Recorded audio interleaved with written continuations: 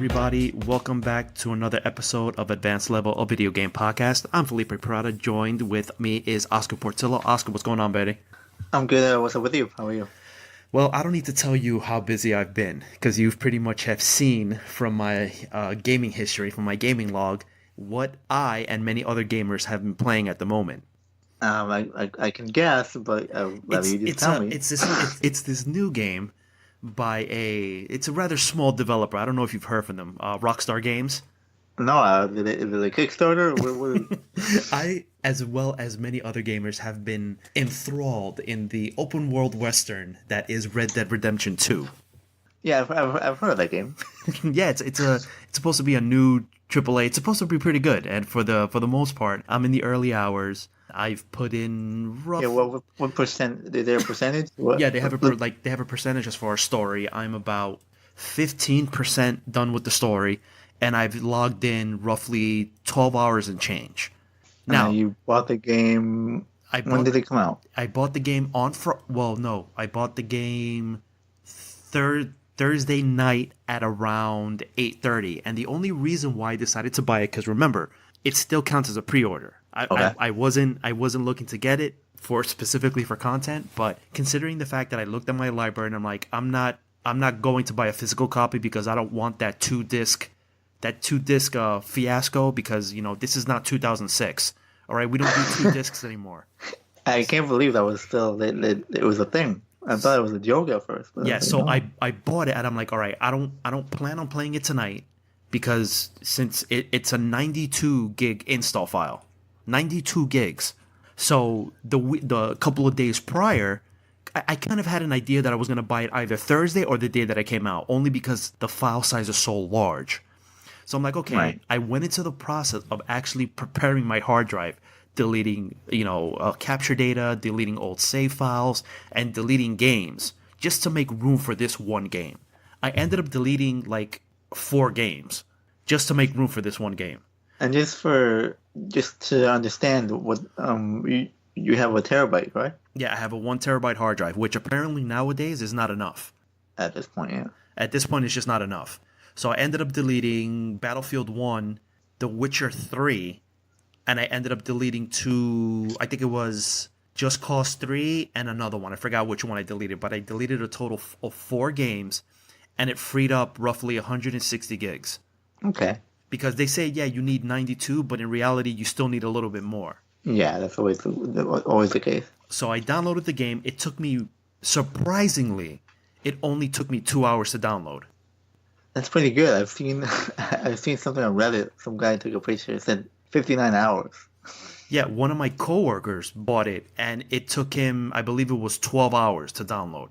So that's a little excessive. That's so excessive in my opinion. Yeah, but you have to understand that depending on your internet connection. It's just 12 hours. That's not even real. Almost. Either you get 2 hours, or I'm sorry, you get 12 hours or 59 hours, or you have to stay with 2 discs. It's completely up to you. But either way, I think you would have to still download the game onto your hard drive. Oh, of course. Let's see if you bought the discs. I can't confirm, but usually that's the way it is. Yeah. I mean, I don't know. You still have to download the game onto the hard drive anyway. Yeah, I don't know how much of it has changed now, but I'm pretty sure you're right. It went live exactly at midnight on I think it was Eastern Standard Time. So obviously, when you downloaded digital games, especially when you pre-order it, there's a countdown and a ticker. Yeah, I pre-ordered. We'll talk about later Castlevania, but go ahead. So I pre-ordered that, and I told myself, you know what? If I try to play this game tonight, I'm not going to work. Yeah, we talked about it a little bit. Like, the thing is, I remember I instant messaged you, right?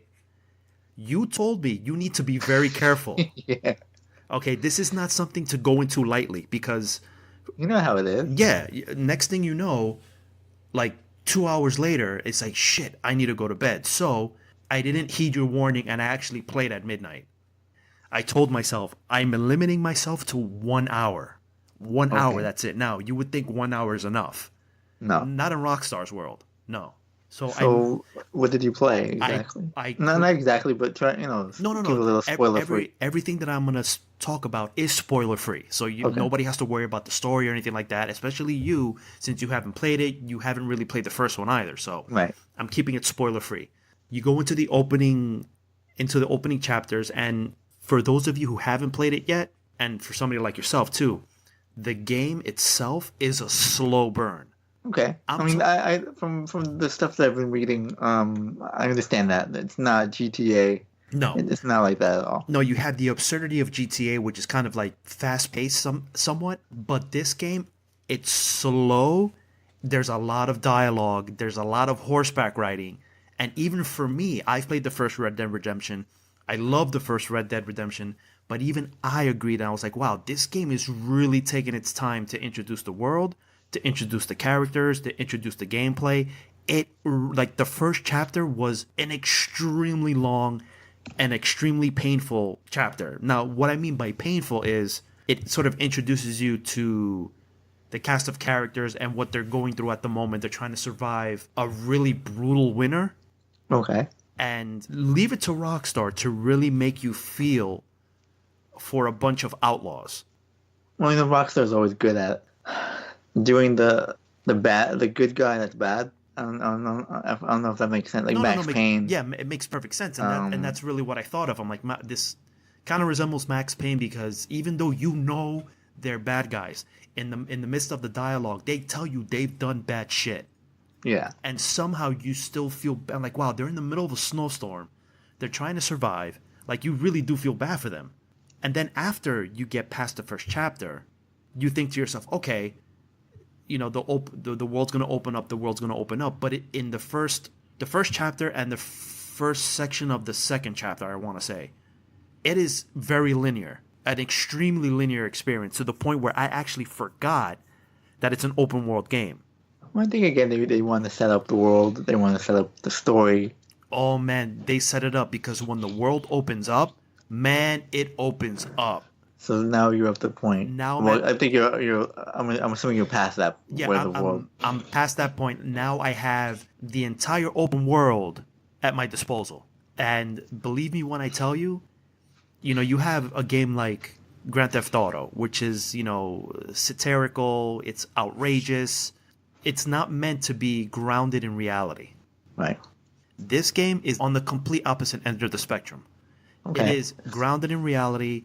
It's very, very realistic in the sense that you have to do certain activities, you have to hunt, you have to actually maintain your group, you have to maintain camp, you have to, like, it's just absurd the amount of things that you can do in this game. And I think Well, you that, said the other day you have to eat as well. yeah, you have to eat because, and remember, they took that game aspect from, I believe it was San Andreas, Yeah. where if you eat too much, you're overweight, but if you eat too little, you're underweight. And Right. depending on where you are on that sort of scale, your health and your stamina get affected.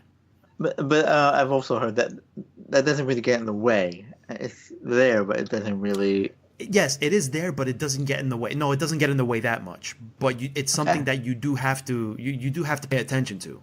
Okay. Everything about this game is just slow, and at first I was like, oh man, I was afraid that I wasn't gonna like it because we're so used to everything being in your face, your HUD being filled to the brim with stuff, flashing lights. It almost feels anxiety ridden. This game, it slows everything down to a crawl pretty much because Rockstar wanted the player to focus on the world, and they wanted to focus on you just enjoying the experience. Because I originally thought that I was playing the game wrong. I'm like, wait a minute, I felt like I was doing something that I wasn't supposed to. I feel like, which mission should I tackle? No, Rockstar is not trying to hold your hand because there's a lot of things that they don't explain that you kind of have to figure out on your own, Okay. which I appreciate. Yeah. Obviously they still have objective markers and you got to go here, do this and that. But once you're past that point, like, it's just, you're on your own, and I've spent a ridiculous and absurd amount of time hunting. Now, is that I remember when I say Assassin's Creed, that was your favorite part. Is this your favorite part of the game? Yes. And Okay. I'll tell you why, because obviously in the first Red Dead Redemption, hunting was a big aspect, but considering the fact that on this time around, you actually have to use the hunting to actually provide for your camp. So you almost have to hunt. So yeah, you kind of have to hunt. But the way the gameplay mechanics, I'm surprised somebody hasn't made a standalone game just hunting this way. You just can't go around killing creatures because first you have to find a specific creature in a specific area. Then you have to study it first to find out what its habits are, what's the best ammunition to use against it, because if you use too powerful rounds it's going to ruin the pelt. Now, is that always or just like the first time? No, that's always. You have to be very, very careful. And they implemented this thing called downwind. Okay. And this is very popular with hunters. If you're standing in a specific area and you turn on the the Deadeye, when you slow everything down, your body actually emits an odor, and you see it. Depending where you're standing, the odor travels in a specific direction. If it's traveling in the specific direction of where your prey is at, they're going to get alerted and they're going to run off. So now you have but once you do the Deadeye, I mean, you pretty much can get the animal, right? Yeah, you can get the animal, but that doesn't mean that it's going to be a guaranteed perfect pelt, is what they call it. Okay. So they've incorporated so much into this game. I can see it, kind of deterring people who are sort of into like the Grand Theft Autos. I mean, yeah. I mean, not everybody that likes GTA might like this, but I think you know what this is. I think I don't think there's a mystery. No, there is not a mystery, and about what this is. I don't think people that play GTA, I don't think they expect or should expect a similar experience. Yeah, and I've read a lot of the reviews. I try to educate myself as much as possible, and surprisingly enough, what is it, like a 98 on Metacritic right now? Everybody loves this game. But but there are those articles, and I'm not going to, call out the websites or anything like that, where they're considering this game to be a disappointment because of the hype alone. Okay, and reading these articles, I'm like, okay, you're complaining about everything that's Red Dead Redemption, but you should have known that going in. Like, it's not a surprise. Like, Rockstar, pretty much what they advertise is what you got. They're like, you said, they always deliver. Yeah, there's no mystery to this game. Granted, yes, even I have to agree that the game is slow. It's grounded in reality. There's a lot of things you have to do. There's a lot of chores that you have to do. And if you've played the original Red Dead Redemption, it's exactly like Red Dead Redemption, but you're just getting more of it, which is not necessarily a bad thing. But at the same time, it's like you're getting more of the same. And I am perfectly happy with that. A lot of people were complaining, they should have done something different. They should have given us, what's the terminology that they were using? They should have given us something different. I'm like, okay. Well, maybe it's not. I mean, it's not for everybody. Yeah, exactly. Maybe it's that. It's just not for everybody. Yeah, for me, I absolutely love it. I've been putting a lot of time into it. Like I said, I've been spending an absurd amount of time hunting. Now, is there something you don't like about it? That is a very good question. For the meantime, remember, I'm still in the early hours of the game. Yeah, for now.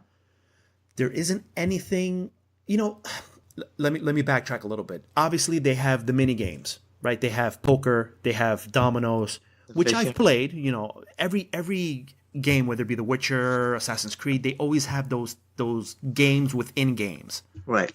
Have I've always found them unnecessary. I understand why they add them, but I've always found them unnecessary. And there's a couple of, when you're doing the introductory missions, they kind of force you to play poker and dominoes.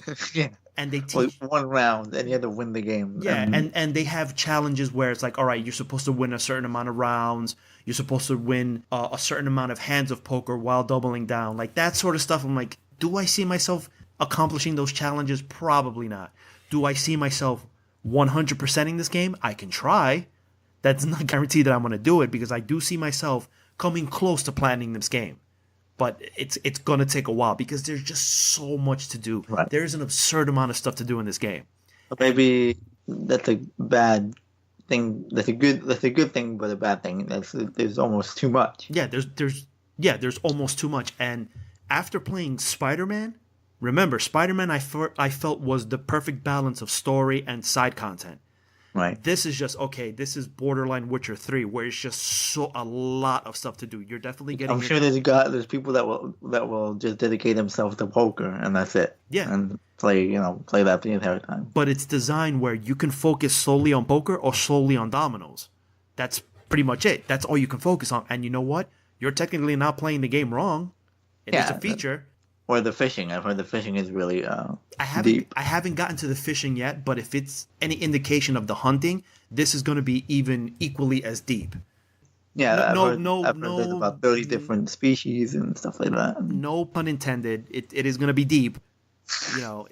One other comment that I wanted to make, and then we'll kind of switch off because I can talk about this game literally for the entire podcast, but I'm not going to because I know there's another game that you want to talk about that I'm interested to hear.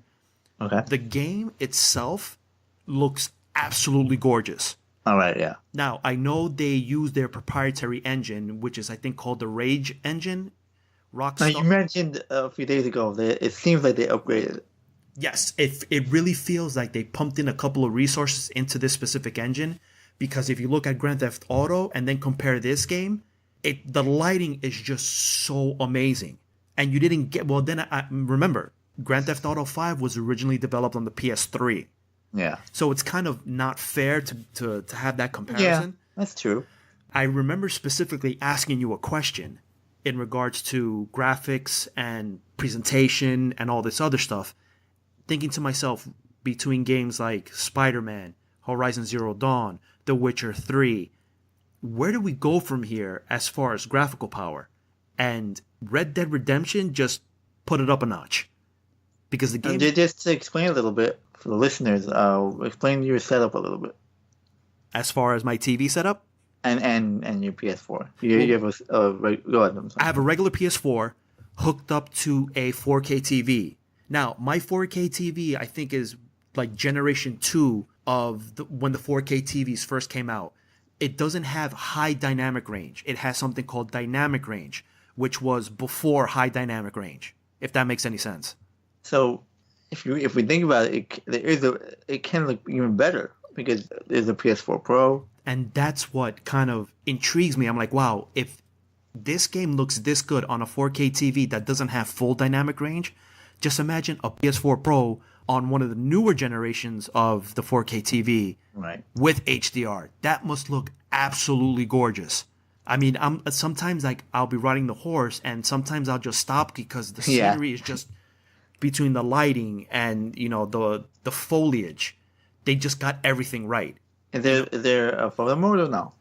No, there is no photo mode, which I'm very disappointed because games like this do need a photo mode. But strangely enough, this game has selfie mode, if that makes any sense. I think I heard that from. But how does that work? You're given throughout the story. You're given a camera. Like it's like one of those old school cameras, like the time but somehow you can set it up to where you can take selfies. Okay. So it's kind of like it's old, but they kind of gave it a new school twist. But yeah, I mean, this game looks absolutely amazing, plays amazing. It's more of Red Dead Redemption, and it's definitely I'm throwing it in the hat as Game of the Year contender. We spoke about it a little bit earlier. I guess it's like a triple threat at this point. Yeah. Between Spider-Man, God of War, and now Red Dead. Yeah. Spider-Man, God of War, Red Dead Redemption are my top 3 right now as far as going into Game of the Year. Now, that doesn't mean that I won't play Fallout 76, but as of right now, these 3 games, that's pretty much it. I mean, the Fallout 76 is in beta right now, correct? Yeah, it's currently in beta.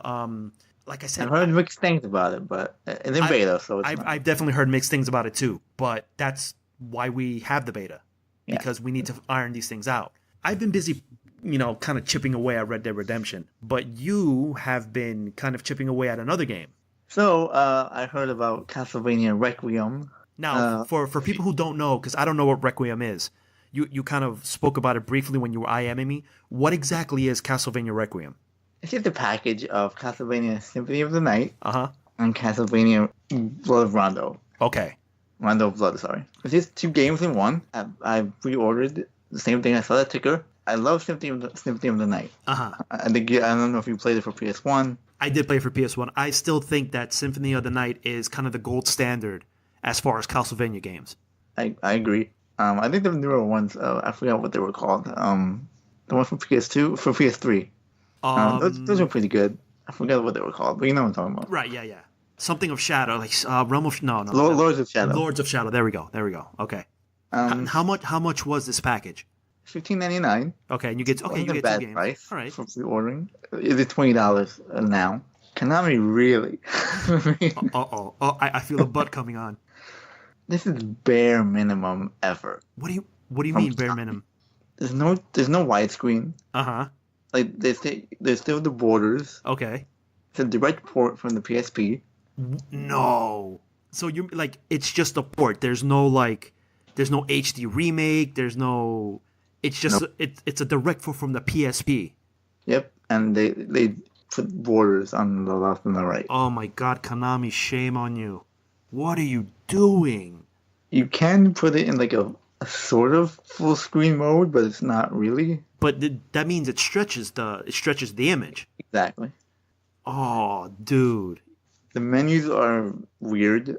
They're just bare minimum. There's no compared to Capcom when they released about a Mega Man collection. It had a bunch of materials. It had yeah, Capcom. They make somewhat of an effort to kind of spruce it up a little bit. No art galleries, no music libraries, no interviews, nothing. So literally just bare bones. The best they did was, in the PS4 they have a little speaker and the controller. Right. You'll get sound effects from that. It gives and you can change the wallpaper. That's it. Wow. So Konami really they're playing on nostalgia pretty much. Yeah. It's. I know you can buy it. No, I don't think you can buy it. I know you can buy it on PS3. I bought it on PS3. Okay, yeah. Then I must have been confused with the PS3 because I still think that Sympathy. I can't even say it. Symphony of the Night is still the golden standard. I actually liked. It was the one on. Was it the 3DS? The main character's name was Soma. I know what you're talking. The one where we had to draw the. I know what you're talking about. Yeah, where you kind of had to draw the spells and you had to draw the a certain pattern to unlock. And I forgot which the name of Castlevania that was. Something of blood. No, but I know what you're talking about. Now I'm gonna have to look it up. But yeah, I actually like that one as well. Well, the DS had several decent Castlevania games that came out. And I remember asking you this, but I know Bloodstained is supposed to be the spiritual successor of Castlevania. That never came out, right? No, I don't think so. This is why I don't like Kickstarter. Because you get your hopes up and then you kind of remind yourself, wait a minute, it's Kickstarter. So I wouldn't be surprised if we don't see this game for another couple of years. At this point, why even, Or they could pull another Shenmue and say, hey, we need more money. Yeah, but it's a 2D game, so it's not. How much money do you need? Oh my God, that sounds so disappointing. And the only good thing is, the game, the Symphony of the Night, we know the game holds up. So so even it being a PSP port, it still runs well, I'm assuming. Oh God. It does stutter at points. Especially when you go into another room. It stops for 2 seconds. And you could tell the game is trying to catch up or something. I would have loved to have sat in the meeting and just listened to the way these guys conduct business because it just seems like they're just not even making an effort. I'm sorry, it does have some effects like scan lines and interlacing. I don't even know what sprite smoothing. Sprite smoothing. Oh, okay. They're really hitting us with the with the detailed terminology. And you can change the controls a little bit on Rondo of Blood, but it's even if they change the controls a little bit for Castlevania, I'm sorry, Symphony of the Night, the controls are a little, by today's standards, are a little archaic. Even if they did a little bit, just to make it a little bit more faster or smoother, but just no effort. But again, the game holds up. So you're paying for that at least. The game does hold up. Oh my God, I'm just so disappointed. Oh, and by the way, it was Castlevania Dawn of Sorrow. Okay. That was the one that I was thinking of. Okay. But man, Konami, they're really they just really have no F's to give at this point. Especially, and we can go back to the whole Kojima situation as well. They just... And there was a rumor, and there was teases that apparently they were working on like another Metal Gear game without Kojima, and then like apart from the one the one that what came out, Metal Gear Survive. Yeah, so which I still do play, by the way, every now and again. Surprising. Like, is it going to be part of? I can hear. What did you hear about this? I can hear the disappointment in your voice. It's Konami, and it seems like they just... You're right. They have no F to give at this point. But surprisingly enough, the community is still strong in that game. I am shocked how strong the community is. They're really trying to make something of this. I would say the last thing I'll say about this is, I mean, the games still hold up, so that's the only reason I could recommend these games. And strictly for nostalgia as well. Right. Yeah, getting back to the whole Metal Gear thing, what did you hear? There were teases. There were teases on Twitter, but the way they worded it, it made it seem like they were working on another Metal Gear game. But then one of the representatives came out and said, "Nope, that's pretty much a non-issue." So I was like, "Wait a minute! Somehow you teased that you were working on something Metal Gear related, and then you come out and say, nope, we're not doing it. Sorry." Because somebody was making a Metal Gear game in the Unreal 4 engine, if I remember correctly. But then of course Konami, and they shut that down quick. Hit him with the cease and desist letter, and they didn't play that. And and they say no. But I hear they're still pumping out those pachinko machines. They sure love those pachinko machines. And they make money somewhere. Someone's using those machines. Not here, but...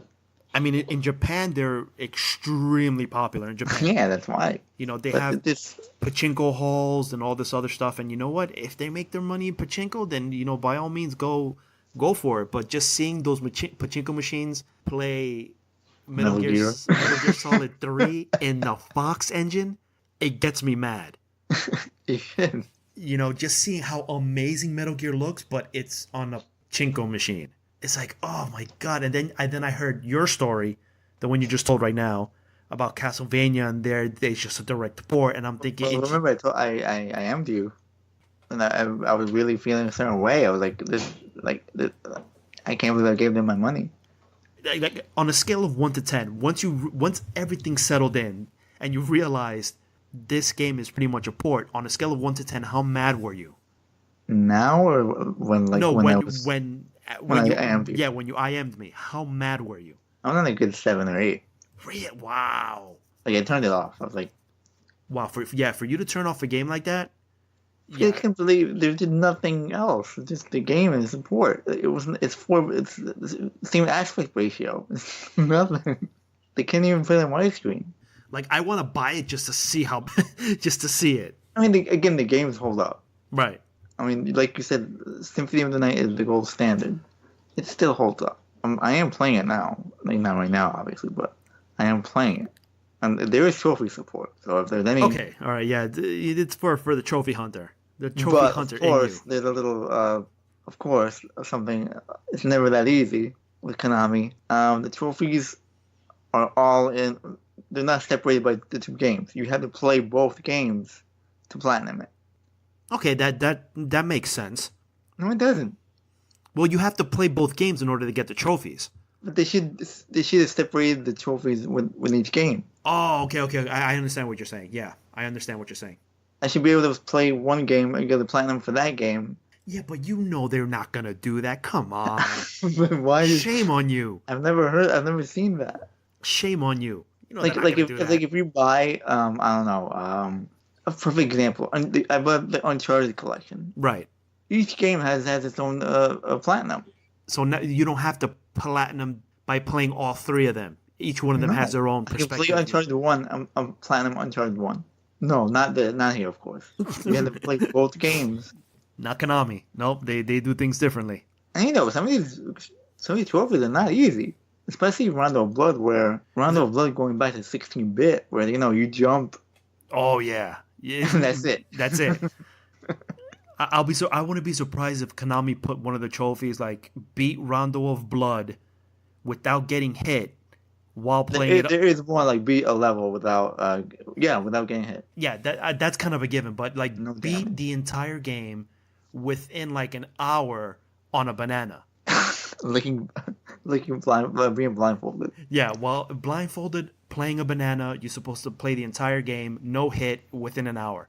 Like I could picture them doing something like that just to really mess with people, and like the It's just and you, bare minimum, man. Like, and you know how like they give those trophy names that it's kind of like they try to make a joke out of it, and then yeah, the trophy will be like, "Don't slip up, get it?" 'Cause yeah. the banana, like some stupid like that. It's just bare minimum. It's just, Come on, guys, you gotta step it up a little bit. and it's Konami. Well, they're not.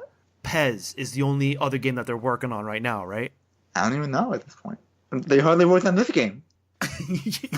That's absolutely right. I think at this point they should just, you know what, call it quits and just say we're just focusing on pachinko machines, because if they're gonna continue to half-ass it like this, just don't even do it at all. Just get out, Exactly. get out. I'm mad that I paid for. Again, they hold up. I am playing them, but it's money that not wasted, but I don't know the right term. It's just I'm not regretting it because I do love the No, game you're disappointed. It's okay to be disappointed, because it is one of my favorite games of all time. and I think that's what upsets you the most too. It is one of your favorite games of all time, and for them to treat it this way. Exactly. Yeah, To thank you. treat it like it's some redheaded stepchild, just to repackage it and throw it back at you. Exactly. And this they put a nice update. It's not even a menu. It's just no animation in the menu. Just a little picture, and you move the thing over. But just so you don't feel as bad, the Castlevania series on Netflix is actually much better than what you're experiencing with with the port. Well, I'm glad that you said that because I watched the entire thing after I played this. And I what watched did the you what did you entire- think? What did you think? I loved it. Thank you. Okay, I thought it was a very good adaptation of one of the most popular and iconic gaming franchises of all time. I like what they did. I liked how they stayed true to the source material. I mean, Yeah, I love that they use the source material, but they also put their own twist on it. exactly. I loved Alucard. I Yeah. love this character. I love the voice actor. Yeah, I'm one day I'm gonna watch from beginning to end. I'm gonna sit back and watch Yeah, the entire thing. It was a little disappointing that the first season was only like 4 episodes. Yeah, well, you can understand it. They weren't sure if there was the audience for it. That's so I understand that, but they hit it out of the park. Yeah, and it seems like Netflix is slowly starting to get these gems, but at the same time, and I know we usually talk about gaming, but I wanted to touch up upon Netflix real quick. And what's this? They're in a really strange place right now because they have, I think, some of the best content out of the out of all the streaming services right now. You have Netflix, you have Hulu, you have Crackle, and there's a couple of other ones too. But I feel as of right now, Netflix really has some of the best original content, and they're pumping out content after content after content. It seems like every week something new is on that menu. Yeah, and that's what I like. But at the same time, and I'm pretty sure everybody's has seen this in the news. It's been all over the news. Netflix abrupt cancellation of the Marvel properties. Speaking of Iron Fist and Luke Cage, But you know for a fact Jessica Jones and Daredevil are next. I haven't seen Daredevil the new season. Have you seen it? I started watching it, and I was reluctant to watch it only because I'm like, I'm gonna get into it, and I know for a fact that it's gonna be amazing, because they're going down. They're using the storyline Daredevil Born Again, which is one of the best Daredevil storylines in my opinion. And I'm like, do I really want to watch it knowing that they're gonna cancel it as soon as I'm done watching it? Because remember, it started with the Defenders. Well, I mean, it's not. Again, let's be clear. We're just talking. I mean, Yeah. nothing's been canceled. We're just nothing's been speculating. canceled, but it started with the Defenders. Then it I went. forgot about that. it started like Defenders is sort of one and done. Then it was Iron Fist because they were saying that the ratings weren't up to, I guess, I really Marvel like standard. that second season. Yeah, the second season was so much better than the first season. Yeah. So much better. And then they canceled, which was a complete shock to me, was they canceled Luke Cage. And they did it a week later, like almost to the exact moment. Yeah, and I don't know if you've seen the entire second season of Luke Cage. Yes, I have. I didn't like it as much because they kind of made Luke into the villain somewhat I guess. for like a short period of time, and I do feel that Luke kind of caused more problems than he solved. But then again, that's just me. That's just me. But I know that Luke Cage has had pretty decent numbers, so for them to cancel Luke Cage the way that they did, it was kind of shocking. Yeah, I agree with you about that, because even though Iron Fist had a better second season, the fact that it was canceled, I wasn't that shocked. Yeah, Iron Fist, I was like, okay, that kind of, I thought they were going to cancel Iron Fist and move into Heroes for Hire. So I wasn't shocked, but I'm like, oh, this could potentially lead to something better. But no, now they canceled Luke Cage and... Well, I mean, there is still that rumor that that's what's going to happen. I'm not sure if that's what's going to happen, but there's rumors going around that they could be leading to that.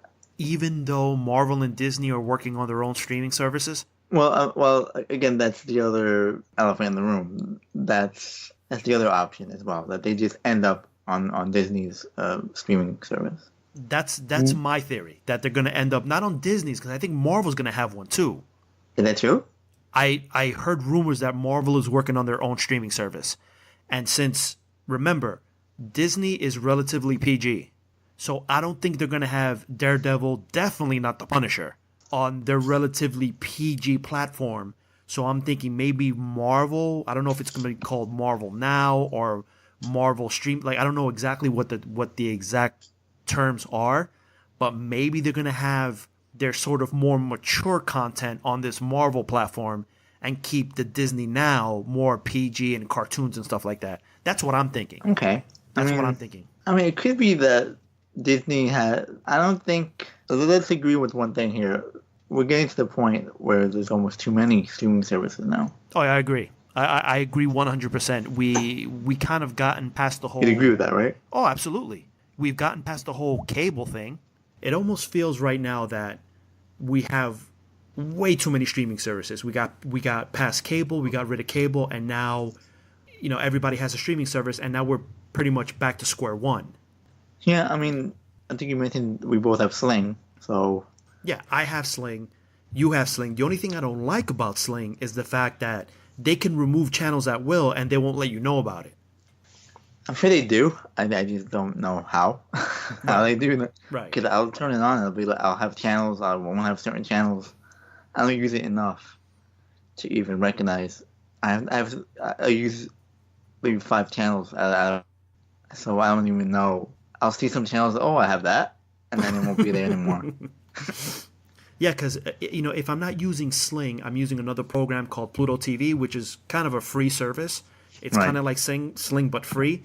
So there's no shortage of streaming services out there right now. So for Marvel now and Disney to kind of throw their hat in, yeah, I kind of do agree that now there's just way too many. So maybe they're going to do it kind of like Netflix, where it's like, okay, you have your kids content and then you have your mature content, and then there's like comedy and stuff like that. So they're going to segregate it more into categories rather than they put parental lock on it. Yeah, that's because I don't imagine seeing the Punisher on a Disney streaming service. I mean, it can work. I mean, it's just make it up. Just have it. It's not. I mean, Punisher isn't rated X or something. No, I know. But it's definitely mature though. Yeah, of course. I think there has to be something for everybody. No, yeah, I agree. For them to cancel it the way that they did, I was like, wow, that's taking a bold step. And I mean, Disney's not gonna. Those are big properties. You know for a fact that Jessica Jones is next, and then the last one is going to be Daredevil. They're not letting, like you said, they're not letting go of these properties. They're too popular. Yeah, they made too much money. I mean, as far as the Netflix, whenever one comes out, you've seen it. We all kind of circulate with the same people that once something comes out, we all watch it and we all talk about it. Oh, absolutely, yeah. For a few days, that's what we're talking about. And I know the first and the second season of Iron Fist I binge watched literally that Friday that it came out. Well, Iron Fist I didn't watch until maybe a week after, but once Jessica Jones, I haven't even seen it, to be honest with you. the second season. But everything else I've seen, Punisher, I saw midnight whenever it came out. I know they even though they haven't canceled it, and I know they're working on season 2.